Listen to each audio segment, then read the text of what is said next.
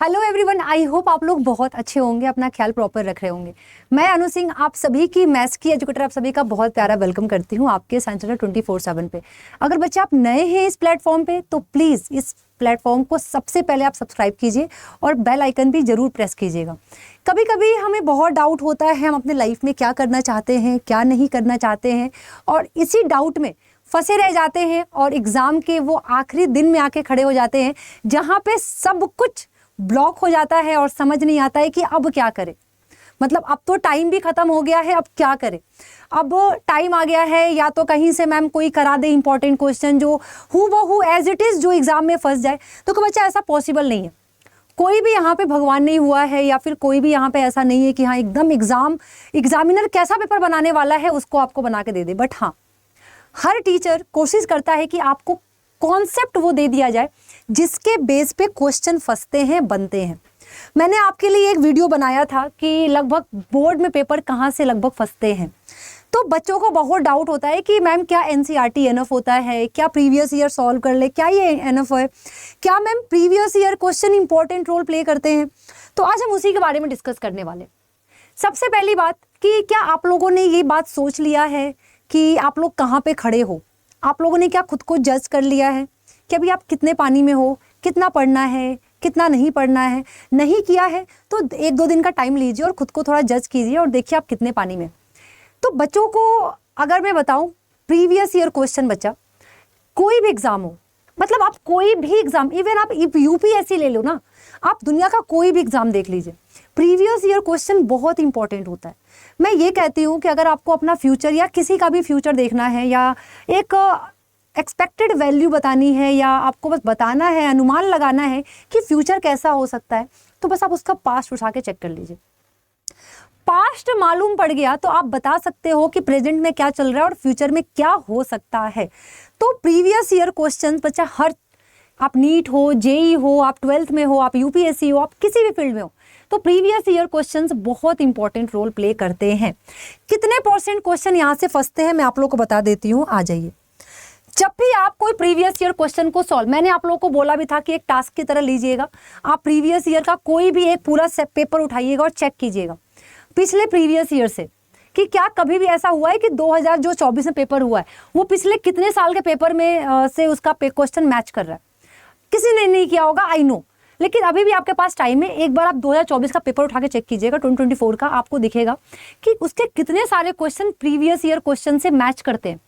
ठीक है, ये कब मालूम पड़ेगा? जब आप प्रीवियस ईयर क्वेश्चन सॉल्व करना शुरू करोगे, लगाना शुरू करोगे। एनसीईआरटी का जो रोल होता है बच्चा, अगर मैं आपको बताऊं, एनसीईआरटी का जो रोल होता है वो लगभग 40 से 50% होता है। बोर्ड भी कहता है कि एनसीईआरटी का जो क्वेश्चन है आपका, सीधे सीधे बोर्ड भी यही कहता है। अगर मैं आपको ओवरऑल बोलूं बच्चा, तो एनसीईआरटी का जो रोल होता है बोर्ड एग्जाम में, हम बोर्ड की बात कर रहे हैं, 50 से 70% आपका एनसीईआरटी होता है। अब कुछ बच्चे कहेंगे तो मैम सिर्फ एनसीईआरटी पढ़ ले, 70% तो आ ही जाएंगे। 50% भी देख रहे हो ना, मैंने 50 से 70% किया। एनसीईआरटी में क्या क्या आता है? बच्चे सिर्फ एनसीईआरटी की एक्सरसाइज समझ रहे होते हैं।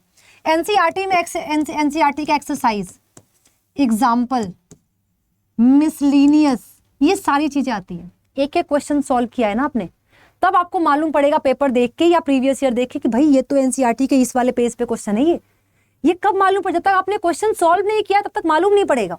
उसके बाद प्रीवियस ईयर का जो रोल है बच्चा, ये लगभग 40 से 50% का रोल प्ले करता है। बोलोगे मैम तो फिर प्रीवियस ईयर ही क्वेश्चन सॉल्व कर लेते हैं।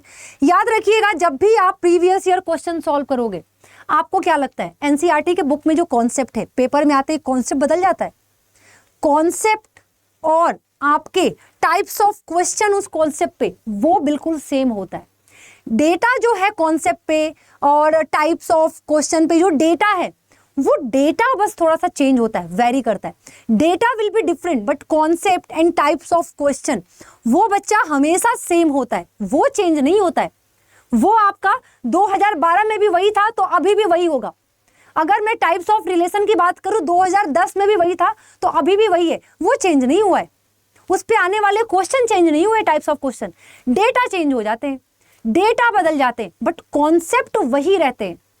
अब बच्चे क्या कर रहे होते हैं, एक कॉन्सेप्ट पकड़ लिया, अच्छा टाइप्स ऑफ रिलेशन है, इस पे 50 क्वेश्चन वो प्रैक्टिस करे जा रहे। भाई टाइप्स ऑफ रिलेशन में कॉन्सेप्ट अलग अलग है क्या, सिमेट्रिक, रिफ्लेक्सिव, ट्रांजिटिव, इन सब पे क्वेश्चन सॉल्व करो, इन सबको देखो, इक्विवेलेंस, इन सबको देखो आप, तो आप अलग अलग कॉन्सेप्ट पे दो दो क्वेश्चन सॉल्व करना शुरू करो। ये नहीं कि आप एक ही क्वेश्चन पे 50 क्वेश्चन सॉल्व कर लिया राजा बन रहे हो, 30 मार्क हाँ बन रहे हो कि भाई मैंने तो आज 50 क्वेश्चन सॉल्व किया, उससे नहीं पेपर आपका क्लियर होने वाला है। उसके बाद सैंपल पेपर, बच्चा प्रीवियस ईयर जो है ना, लगभग आपको 10 साल के तो लगभग आपको देखने ही पड़ेंगे, 10 साल के आपको प्रीवियस ईयर क्वेश्चन आपको देखने ही पड़ेंगे। उसके साथ सैंपल पेपर आपको दिखेगा कि 3 से 4 साल के सैंपल पेपर उठा के सॉल्व कर लो।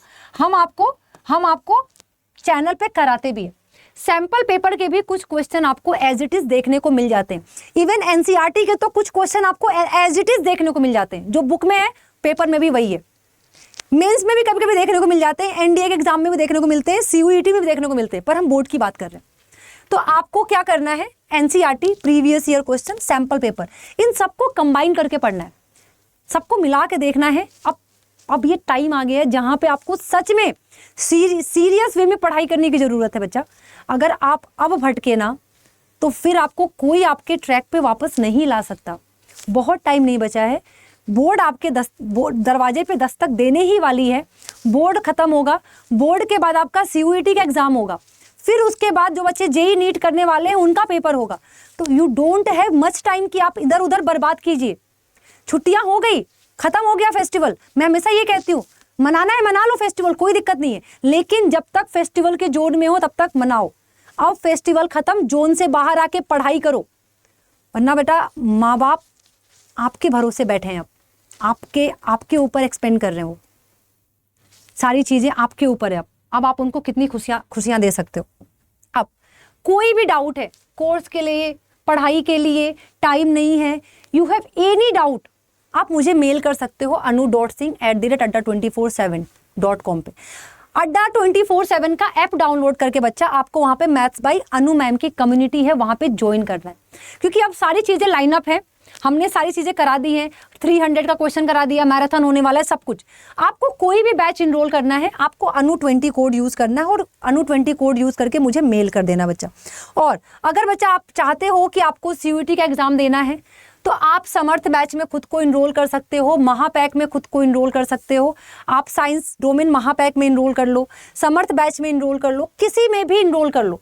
बस मैं आपको कोड लगा के दिखा देती हूँ, आपको जिस बैच में इनरोल करना है आप कोड लगाइए अनु20 और अनु20 ध्यान रहे, अनु20 कोड लगाया आपने और क्या कर दिया, अप्लाई कर दिया। अच्छा AN रह गया है, अप्लाई कर दिया, आपको क्या मिल जाएगा, फ्लैट 40% का ऑफ मिलेगा बच्चा। ओहो,